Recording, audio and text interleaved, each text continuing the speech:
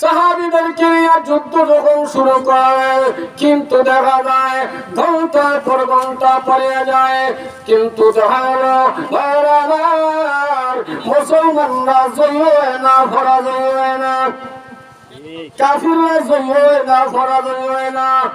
যুদ্ধ ধারাবাহিক লেগে আছে, কিন্তু দেখা গেল আল্লাহ নবী বিশ্বনবী পেরেশানির মধ্যে পড়ে গেলে এই কেমন দৃশ্য দেখলাম।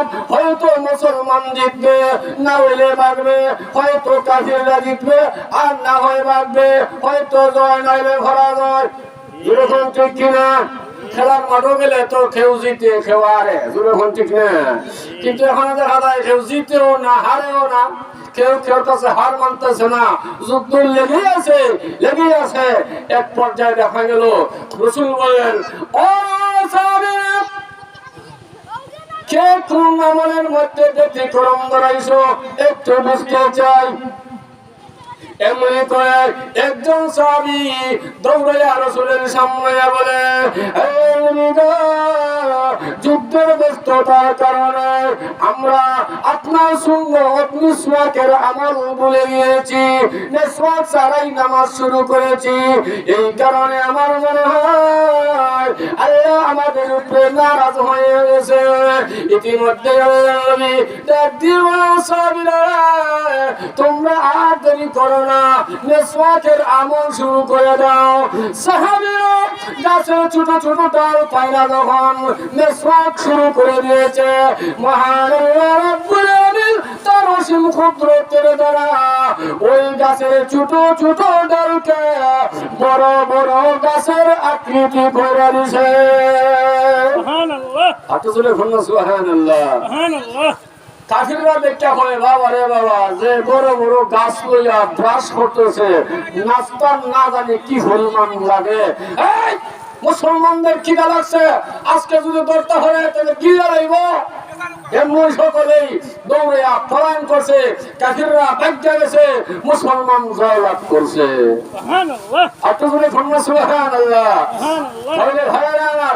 এই জন্য তাকে দেখুন, হাতে যদি অস্ত্র না থাকে, আল্লাহ নবীর সুন্নাত মিসওয়াক নিয়ে রাসূল বলেন, আমার সুন্নাতি মিসওয়াক নিয়ে তোমরা জিহাদের ময়দানে বেরিয়ে যাও, বিজয়ের মালা আল্লাহ তোমাদের পরিয়ে দিবেন। সুবহানাল্লাহ। ভাইরা আমার, এই জন্য সুন্নতের অ্যাকশন আকর্ষণ আসেনি না নাই? এই মিসওয়াকের উপরে আমাদের আমল করার দরকার আছে না নাই? এরপরে হাগরে লাগাই যদি কেমন আমার সরে আরো বেশি সব, যেরকম ঠিক কিনে পুরুষ আইব মসজিদ ও মহিলায় করব বড়, যেরকম ঠিক না ঠিক না? তখন সমাজের পুরুষরা দেখা যায় এরা বেড়ান দেখা যায় বেড়ি মার কই গেছে, গরু তো গরু হয়ে যায়, তাহলে মসজিদ বানাইলো কেন? আপনি আমি যেমন 3 ওয়াক্ত হয়, মসজিদের খুরা করতে 5 ওয়াক্ত, যেরকম ঠিক কিনা? 5 ওয়াক্ত নামাজ হইল মসজিদের খুরাক। এই মসজিদ কিয়ামতের দিন আপনাকে আমাকে ছাড়া আল্লাহর জান্নাতে যাবে না। এই মসজিদে সুপারিশ করবে আল্লাহ, যারা আমার ভিতরে তোমার সেজদা করছিল দুনিয়ায় থাকতে, তারা দাও, এরা লইয়া আর যাই মুখে জান্নাতের গাড়ি যা। সুবহানাল্লাহ, সুবহানাল্লাহ। আল্লাহ নবী বিশ্বনবী রাহমাতুল আলামিন সাহাবীদের সাথে এমন আচরণ করেছেন, এমন ভালোবাসা সৃষ্টি করেছেন। ভাইরা আমার, সাহাবীরা আল্লাহ নবীর কথায় জীবন পর্যন্ত দিতে বাধ্য হয়েছিল, যেরকম ঠিক না ঠিক না? আমার বন্ধুদের, নবীজির সাহাবীরা নবীর ইত্তেবা করতেন, যুদ্ধের ময়দানে যাইতেন, যুদ্ধের ময়দানে যাইয়া গলা কাটাইয়া দিতেন, যেরকম ঠিক না ঠিক না? আর হযরত বেলাল রাদিয়াল্লাহু তাআলা আনহু নাম তো শুনছেন আপনারা। বেলালকে যদি আমরা দেখি নাই, ইসলামের ইতিহাসে বেলালের নাম আসেনি নাই? কোন মুসলমান বেলালের নাম শুনেন নাই এমন নাই, যখন ঠিক না ঠিক না, বেলালের নাম কেমন বলবো? আল্লাহ নবী বিশ্ব নবী রহমাতুল লিল আলামিনের সাথে সম্পর্ক করার কারণে বেলালের দাম আল্লাহর দরবারে এমন বেড়ে গেছে। ভাইয়ের আমার, বেলাল বেশি সুন্দর ছিল না, সুশ্রী ছিল না। বেলাল ছিল হাবশী গোলাম, তার বাড়ি ছিল বেলাল, হযরতে বেলালের বাড়ি কোথায় ছিল? ইরাক। কেউ তো দেখা গেল এক দেশের মানুষ অন্য দেশে মদিনায় হিজরত লাভ করে আল্লাহর নবীর দর্শনে ছিলেন। নবীজির খেদমত করতে করতে হযরতে বেলাল হাবশী গোলাম, নাকের সেন্টিক নাই, চেহারাটাও খাওয়ার মতন কালো।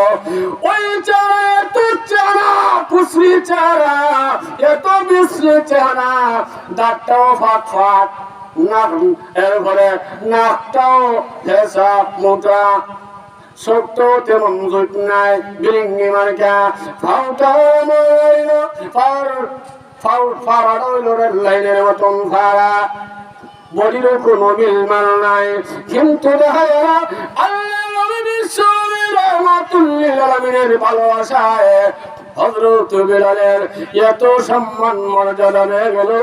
বেলাল কেমন কষ্ট করেছেন, কেমন আল্লাহর দ্বীনের জন্য কত সহ্য করেছেন।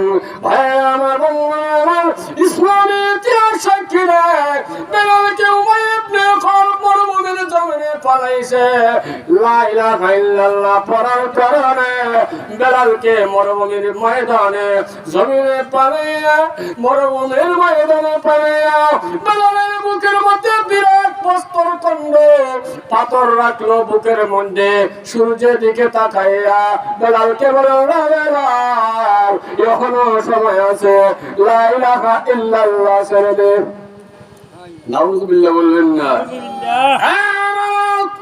এখনো সময় আছে, ঈমান দিবে না, মরবে। বেলাল ডাক দিয়ে বলেন, উমাইয়া ইবনে খালদ রে, আল্লাহর কসম, আল্লাহর কসম, আল্লাহর কসম, প্রয়োজনে জীবন দিতে পারি, তথাপি একটা মুহূর্তের জন্য আল্লাহ এবং রাসূল ছাড়তে পারি না।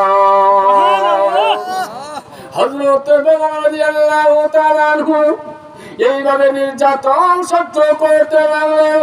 অবশেষে আল্লাহর নবীর সাহাবী হযরত আবু বকর সিদ্দিক রাদিয়াল্লাহু তাআলা আনহু তাকে খরিদ করলেন, শেষ পর্যন্ত আযাদ কইরা দিয়েছে। ভাইরা আমার, রাসূলের ভালোবাসায় বেলালের একটা সম্বন্ধ গেল। হযরত বেলাল রাদিয়াল্লাহু তাআলা আনহুকে আল্লাহর নবী রাহমাতুল্লাহ আলাইহি মসজিদে নববীর মসজিদ বানিয়েছিলেন। হযরত বেলালের আযান আল্লাহর দরবারে কিয়ামত পর্যন্ত আল্লাহর কাছে গ্রহণযোগ্য এমন ভাবে হয়েছিল, হযরত বেলালের আযান না দিলে রাত পর্যন্ত পায় না, এমন ইতিহাসও আছে। ভাইয়ের আমার, এই জন্য অনেক লম্বা আলোচনা, ইনশাআল্লাহ অন্যদিন সুযোগ পাইলে বলবো। আমি আসছি দোয়া নেওয়ার জন্য, যেহেতু এটা পরিচিত জায়গা, বাবার মামার বাড়ি, এখানে আমার আত্মীয় স্বজন, এই কারণে শুধু দোয়া নেওয়ার জন্য আসছি। আল্লাহ পাক রব্বুল আলামিন আমাদেরকে দ্বীনের জন্য কবুল করুক, সবাই বলেন আমিন। ওয়া আখিরু দাওয়ানা আলহামদুলিল্লাহি রাব্বিল আলামিন। আসসালামু আলাইকুম ওয়া রাহমাতুল্লাহি ওয়া বারাকাতুহু।